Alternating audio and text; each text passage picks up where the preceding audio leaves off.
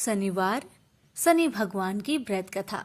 एक समय स्वर्गलोक में सबसे बड़ा कौन, ये प्रश्नों को लेकर नव ग्रहों में वाद विवाद हो गया। विवाद इतना बढ़ा कि परस्पर भयंकर युद्ध की स्थिति बन गई।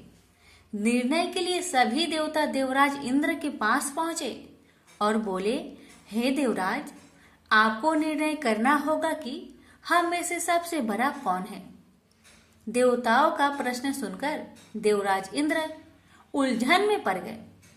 इंद्र बोले, मैं इस प्रश्न का उत्तर देने में असमर्थ हूँ। हम सभी पृथ्वी लोक में उज्जैनी नगरी में राजा विक्रमादित्य के पास चलते हैं। देवराज इंद्र सहित सभी ग्रह यानी कि सभी देवता उज्जैनी नगरी पहुंचे। महल में पहुंचकर जब देवताओं ने उनसे अपना प्रश्न पूछा तो राजा विक्रमादित्य भी कुछ देर के लिए परेशान हो उठे, क्योंकि सभी देवता अपनी अपनी शक्तियों के कारण महान थे। किसी को भी छोटा बताना या बड़ा कह देना उनके क्रोध के प्रकोप से भयंकर हानि पहुंच सकती थी। अचानक राजा विक्रमादित्य को एक उपाय सूझा और उन्होंने विभिन्न धातुओं जैसे स्वर्ण, रजत, कांसा, ताम्र, शीशा, रांगा, जस्ता, अब्रक व लोहे के 9 आसन बनवाए। धातुओं के गुण के अनुसार सभी आसनों को एक दूसरे के पीछे रखकर उन्होंने देवताओं को अपने अपने सिंहासन पर बैठने को कहा।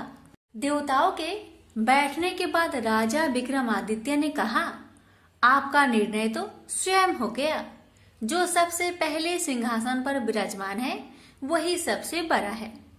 राजा विक्रमादित्य के निर्णय को सुनकर शनि देवता ने सबसे पीछे आसन पर बैठने के कारण अपने को छोटा जानकर क्रोधित होकर कहने लगे, राजा विक्रमादित्य, तुमने मुझे सबसे पीछे बैठाकर मेरा अपमान किया है।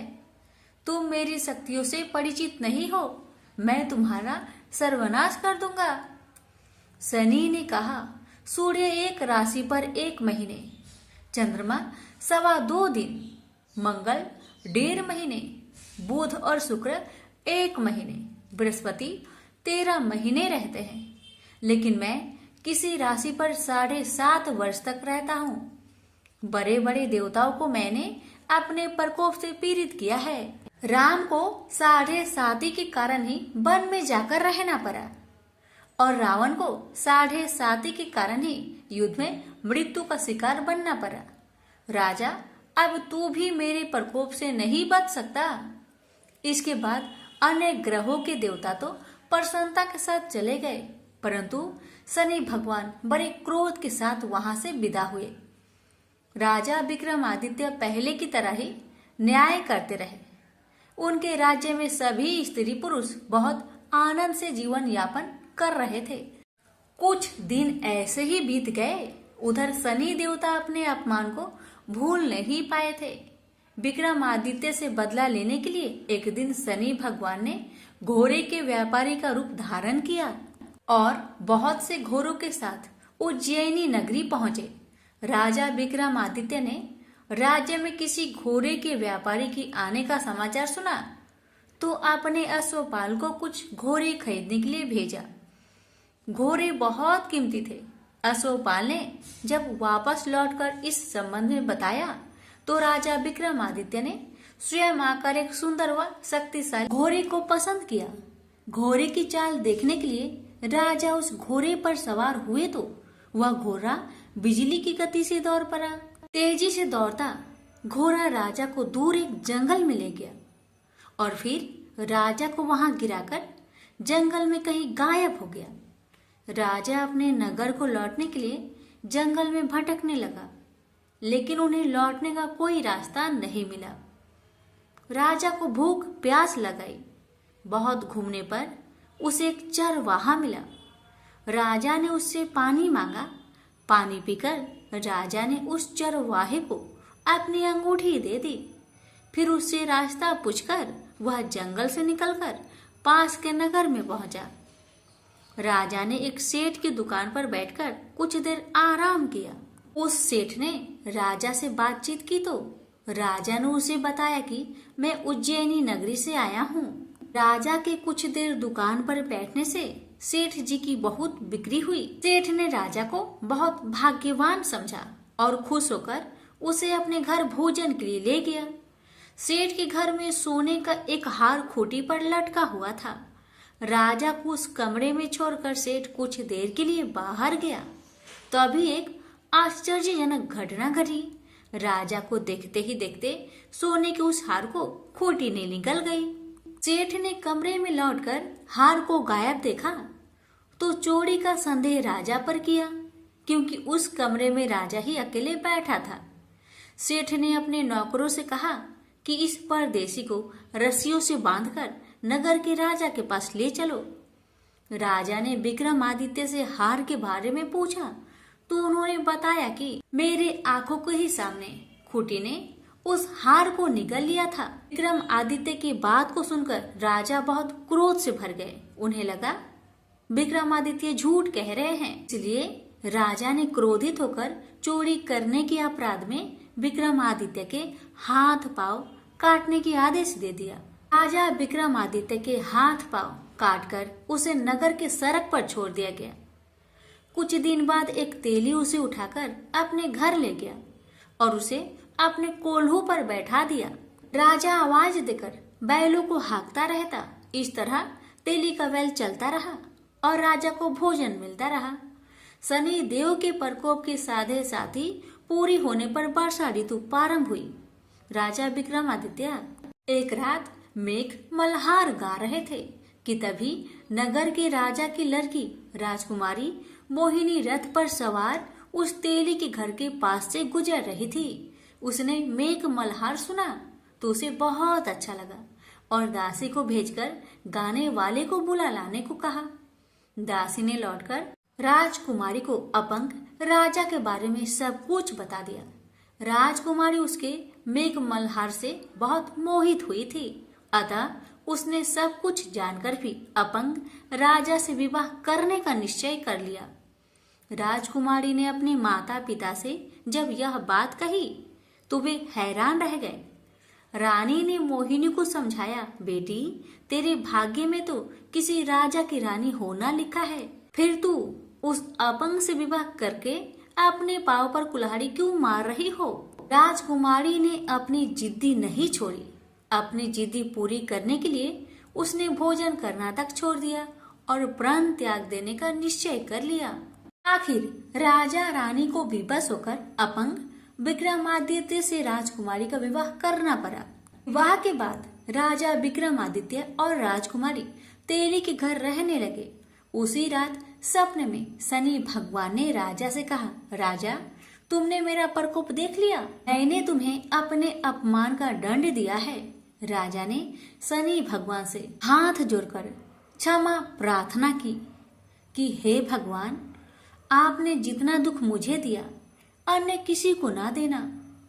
शनि भगवान ने कुछ सोचकर कहा, राजा मैं तुम्हारी प्रार्थना स्वीकार करता हूँ।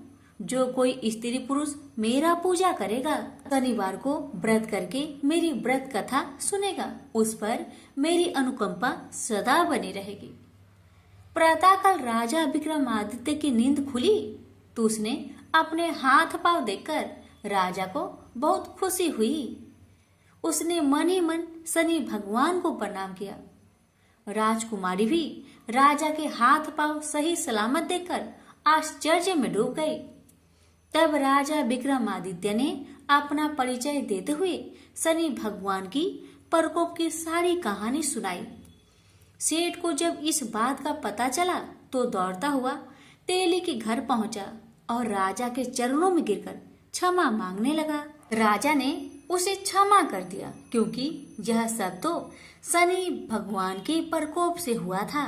सेठ राजा को अपने घर ले गया और उसे भोजन कराया। भोजन करते समय वहां एक अनोखी घटना घटी। सबके देखते देखते उस खूंटी ने हार को उगल दिया। सेठ जी ने अपनी बेटी का विवाह भी राजा के साथ कर दिया और बहुत से स्वर्ण आभूषण धन आदि देकर राजा को विदा किया। राजा विक्रमादित्य राजकुमारी मोहिनी और सेठ के साथ उज्जैनी पहुंचे तो नगरवासियों ने हर्ष से उनका स्वागत किया। अगले दिन राजा विक्रमादित्य ने पूरे राज्य में घोषणा कराई कि शनिदेव सब देवों से सर्वश्रेष्ठ हैं। प्रत्येक स्त्री पुरुष शनिवार का उनको व्रत करे और व्रत कथा अवश्य सुने। राजा विक्रमादित्य की घोषणा से शनिदेव बहुत प्रसन्न हुए। शनिवार का व्रत करने और व्रत कथा सुनने के कारण सभी लोगों की मनोकामनाएं शनिदेव की अनुकंपा से पूरी होने लगी। सभी लोग आनंद पूर्वक रहने लगे। प्रेम से बोली शनि महाराज की जय। हे शनि महाराज, आपकी कथा कहने वाले, सुनने वाले, हुक्कार भरने वाले सभी भक्तों की सभी मनोकामना को पूर्ण करना, सभी की कष्टों को दूर करना। प्रेम से बोलिए शनि महाराज की जय। अब श्रवण करें शनि महाराज और ब्राह्मण की कथा। बहुत समय पहले की बात है। एक ब्राह्मण और ब्राह्मणी एक गांव में रहा करते थे।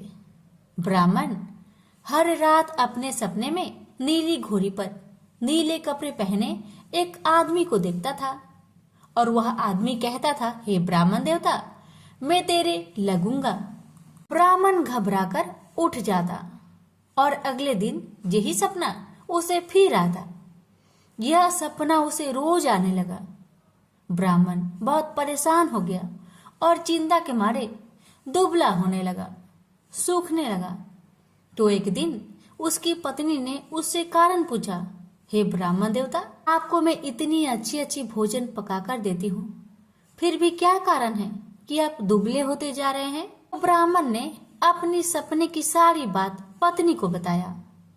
ब्राह्मणी बोली, मुझे लगता है अवश्य ही वो शनि महाराज होंगे। अब की बार जब वो आपको दिखे तो आप कह देना, लग जाओ, पर 1:15 से ज्यादा मत लगना।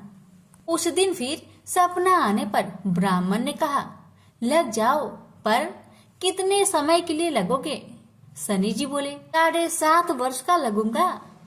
ब्राह्मण ने कहा, क्षमा करे शनि भगवान, इतना भारी तो मुझसे झेला नहीं जाएगा।